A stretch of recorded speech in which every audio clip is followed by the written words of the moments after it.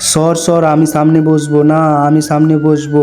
এই কি হচ্ছে ভাইয়া, দেখো না আমাকে সামনে বসতে দিচ্ছে না। আমি এখানে বসবো না, আমি এখানে বসবো। আরে ও বড় না, ওকে সামনে বসতে দে, তুই পিছনে গিয়ে বস। এই তোরা সামনে কি করছিস, পিছনে গিয়ে বস। তোদের সাহস তো কম না। দাদি তুমি একাই যাবে? না, সবাই যাবে, দাঁড়া একটু।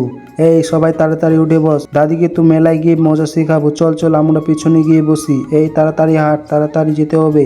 এই তো আমরা মন্দিরে এসে গেছি, তাড়াতাড়ি ঢুকে পড়ো সবাই। দাদি দাদি, এই বেলুনটা নিব, কিনে দাও না।